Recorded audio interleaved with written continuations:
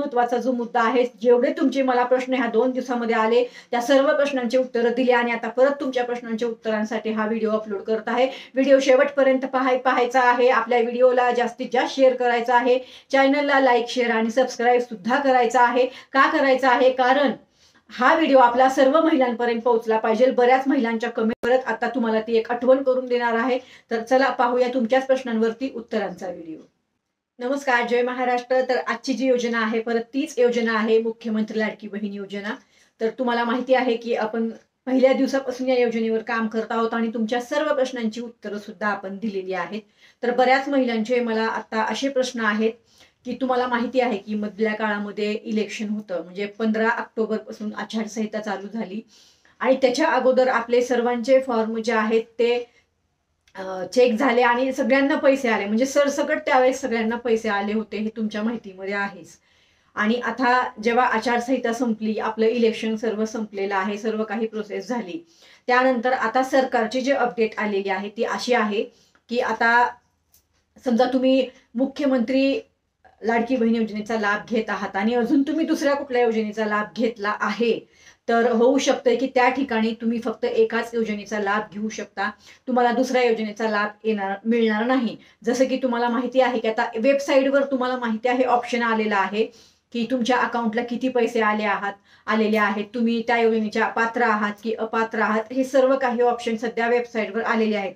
ज्या महिलांनी, ज्या लाडक्या बहिणींनी वेबसाईटवर फॉर्म भरला असेल त्यांनी आपलं स्टेटस म्हणजे आपल्या फॉर्मचं स्टेटस पाहायचं आहे।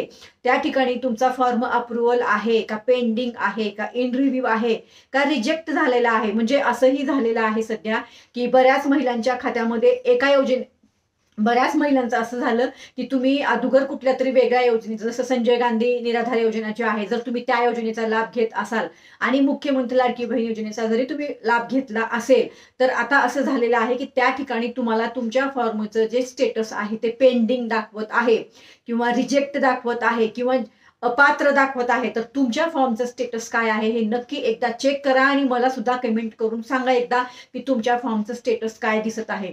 सध्या माझ्या माहितीच्या अनुसार जसं तुमचे मला प्रश्न येत आहेत की ताई आम्ही नारी शक्ती ॲपवर फॉर्म भरला आहे आणि नारी शक्ती ॲप ओपन होत नाही, तर बघा सरकारकडून अजून कुठलीही अशी अपडेट आपल्याला आली नाही। जोपर्यंत सरकार आपल्याला अपडेट देणार नाही कुठलीही, तोपर्यंत आपण पण याविषयी काही बोलू शकत नाही। एकदा सरकारकडून व्यवस्थित अपडेट येऊ द्या की नारी शक्ती ॲपवर ज्यांनी फॉर्म भरले त्यांचं काय करणार आहेत किंवा त्यांचे जे फॉर्म रिजेक्ट आहेत ते कसे काय तुम्ही परत रिसबमिट करू शकता, ते सर्व काही जेव्हा आपल्याला पैसे येतील किंवा परत ही योजना चालू होईल। तुम्हाला माहिती आहे ही योजना आता सध्या थांबलेली आहे। थांबलेली म्हणजे असं आहे की आचारसंहिता लागली, इलेक्शन झालं आणि तुमच्या माहितीमध्ये अजून असंही आहे की आता सध्या आपल्या महाराष्ट्र राज्याचे जे मुख्यमंत्री आहेत त्याची शपथ घेणं अजून बाकी आहे, मंत्रिमंडळाचा विस्तार होणं किंवा मंत्रिमंडळ अजून स्थापन होणं हे सुद्धा अजून बाकी आहे। या सर्व गोष्टी झाल्यावर ज्या काही सरकारच्या अपडेट असतील त्या नक्की येतील, तुम्ही काळजी करू नका। फक्त मुद्दा हा आहे सध्या आपला की तुमच्या फॉर्मचं स्टेटस काय आहे हे तुम्हाला चेक करायचं आहे। त्या ठिकाणी तुमचा फॉर्म अप्रूव्हल आहे का, पेंडिंग आहे का, रिजेक्ट आहे, हे सर्व समजणार आहे।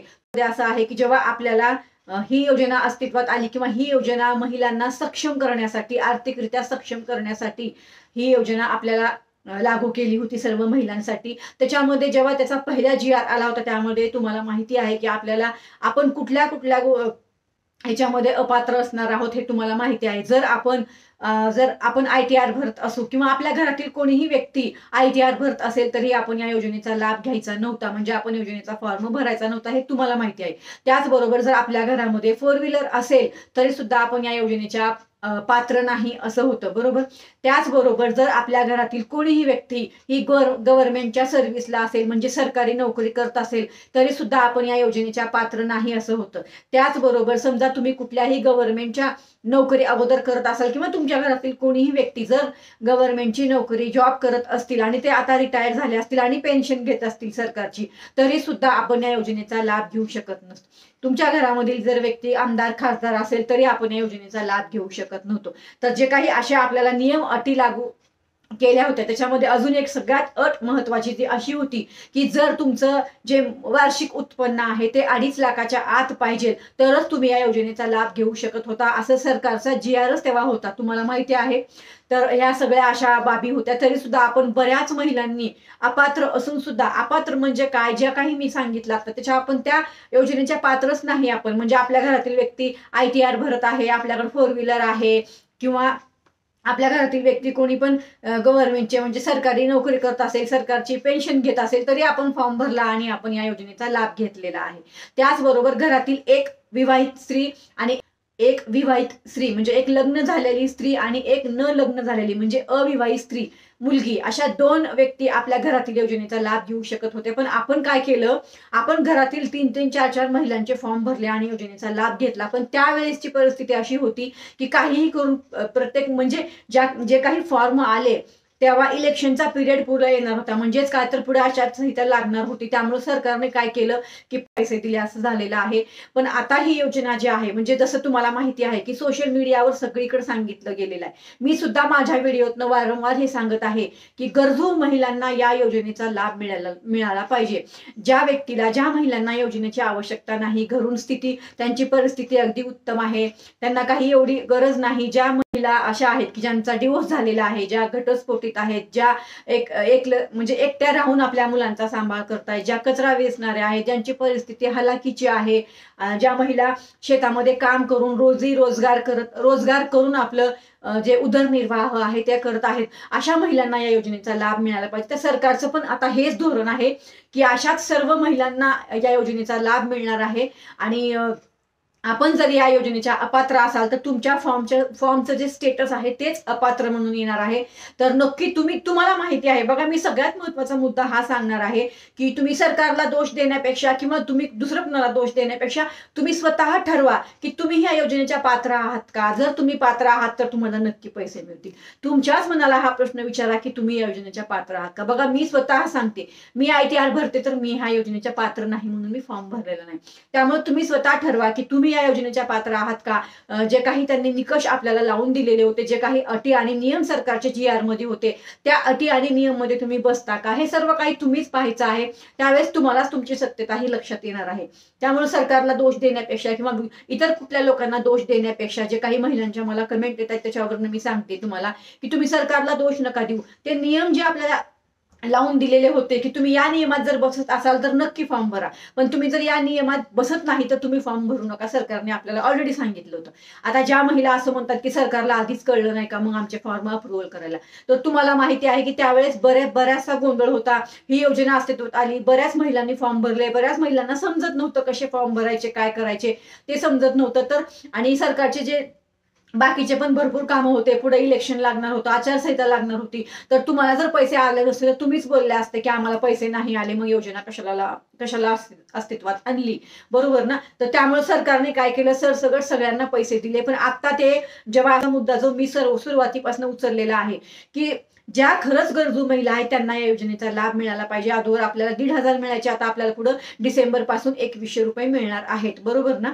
तर जसं मुख्यमंत्री साहेब शपथ घेतील, मंत्रिमंडळाचा विस्तार होईल, तुम्हाला नक्कीच पैसे मिळतील आणि लगेच डेट सुद्धा डिक्लेअर होईल. तर माझं सांगणं एवढंच होतं या व्हिडिओच्या माध्यमातून की विनाकारण कुणाला दोष देण्यापेक्षा आपण खरंच योजनेच्या पात्र आहोत का हे चेक करा. त्याचबरोबर अजून दुसरा मुद्दा जो आहे, तुमचा फॉर्म जो रिजेक्ट झालेला आहे तर त्याच्यासाठी आपण लवकर, आता काय झालं ना ह्याच्यामध्ये फॉर्म रिजेक्टचे आता ऑप्शन भरपूर आलेले आहेत.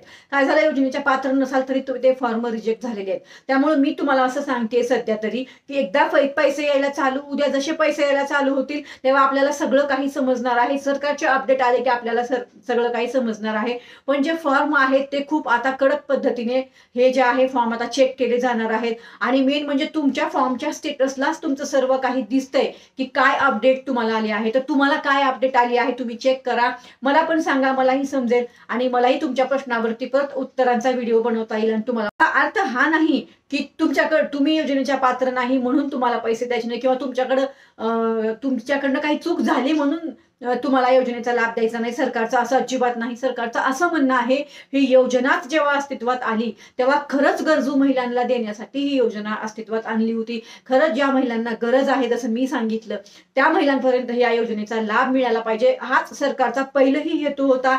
आजही सरकारचा तोच हेतू आहे की खरंच ज्या महिला अशा आहेत की जसं मी सांगितलं मगाशी पण, की ज्या निराधार आहेत, ज्यांना अजिबात आधार नाही, किंवा ज्या परित्यक्त्या आहेत, म्हणजे घटस्फोटित आहेत, किंवा ज्या एकट्या राहून मुलांचा सांभाळ करतायत, ज्या रोजी रोजगार करून आपला उदरनिर्वाह करतायत, अशा सर्व महिलांना ज्या काही योजनेच्या पात्र आहेत त्यांना मिळाला पाहिजे लाभ. असाच आपलाही उद्देश होता आणि सरकारचा सुद्धा तोच उद्देश आहे. त्यामुळे कुठल्याही महिला भगिनींनी अजिबात गैरसमज करून घेऊ नका. या योजनेचा तुम्हाला लाभ नसेल मिळत तर तुम्ही दुसऱ्या कुठल्या तरी योजनेसाठी प्रयत्न करा, तुम्हाला नक्कीच त्या सुद्धा योजनेचा लाभ मिळेल. तर असं जी अपडेट आहे आता महत्वाची, की सर्वात महत्वाची अपडेट काय आहे, सांगायचा उद्देश काय आहे, फॉर्मचं स्टेटस चेक करा आणि फॉर्मच्या स्टेटसला तुमचं फॉर्मचं स्टेटस काय दिसतंय पहा आणि नक्की कमेंट करून सांगा. तुमच्याच प्रश्नांवरती आपण नंतर परत व्हिडिओ बनवूया आणि तुमच्या प्रश्नांची उत्तरं देऊया. परत भेटूया तुमच्याच प्रश्नांवरती उत्तरांचा व्हिडिओ घेऊन. तोपर्यंत जय हिंद, जय महाराष्ट्र, धन्यवाद, जय हिंदू राष्ट्र.